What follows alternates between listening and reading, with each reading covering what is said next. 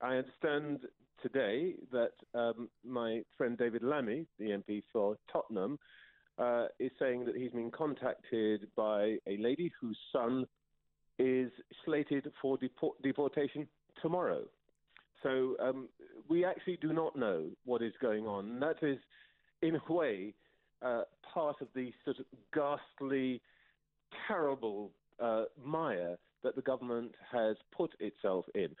If I may just make one point, one of the important things that people perhaps who are not of my vintage, let's put it that way, may not really realize is that when these people came here, there was no distinction within the British Empire between people who lived in London or people, say, like my parents or me, who lived in Georgetown, what was then British Guyana, or Kingston, Jamaica, or indeed New Delhi. We were all the same subjects of the same king and subsequently queen. So nobody at that point imagined that there would be any issue about somebody moving from one part of what was Britain and the British Empire to another, any more than, today, nobody would expect to be showing their passport if they were going from, let's say, Coventry to Manchester. Yeah. It's extraordinary, isn't it? I mean, it's worth bearing in mind that when these children came here, the expectation and the promise was, it said in the passport, Her Britannic Majesty requests and requires anyone to allow the bearer to pass without being molested or stopped in any way. Yeah. So you can imagine the sense of betrayal that these 50,000 people feel. Now, how have we got into this situation? So what changed politically in the landscape between then and now to make these 50,000 people, I guess, theoretically eligible for deportation? Well, I'll tell you what my own view of it is. You'd have to ask people inside Whitehall what they thought they were doing. They're quite tricky to get hold of today. I bet they are. But you'd have to ask them what the hell was going through their minds. But here is what I think happened. Of course, immigration has become correctly a big issue in the last 15 to 20 years. I am, nobody who knows me thinks that I'm some sort of screaming liberal on immigration or multiculturalism. And I think it's important to have a proper system of control. But what has happened is at Whitehall, the civil servants and to some extent the ministers have been completely careless in what they've done. They've tried to tighten up the system. They were told in 2014 that the steps that they were taking to require new kinds of documentation would mean that some people, particularly this group, might find themselves in a kind of colonial time warp. And what they then did was to say, oh, don't worry about it. If they can't fill in the forms, then that's their problem. I mean, the callousness of it, because you were talking about people who were entering their 60s by then, the callousness of it has to be seen to believe. And if I can make just one point about the kind of shocking cynicism of the way that the government has dealt with it. We heard all the stuff yesterday about how they apologise and they've now realised it's a terrible mistake and all the rest of it.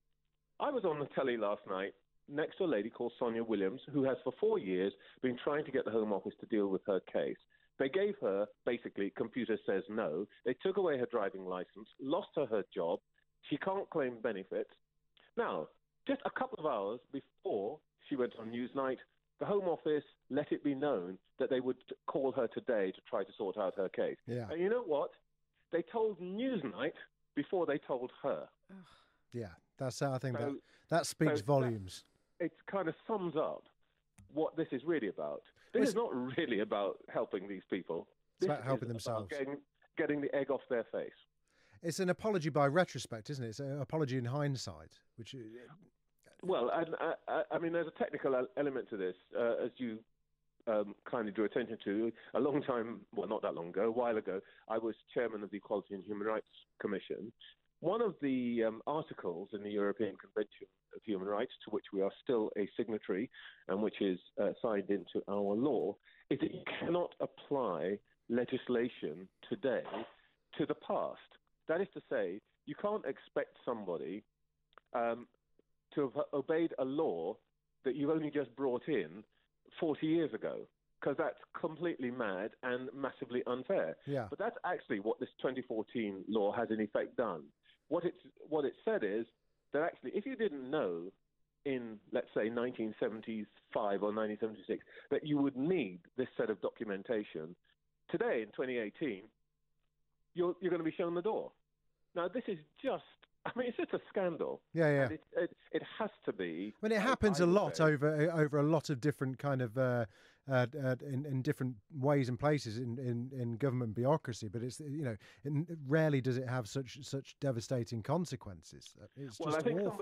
somebody would have to show me an example which so clearly comes from basically the civil service and the ministers saying, this group of people, yeah, we know there's going to be a problem, but we don't really care about them because actually they don't vote for us.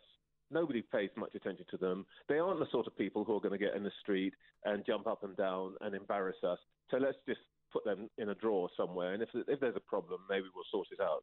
But actually, I think what basically happened here was they knew what was going to happen, but they thought they could get away with it.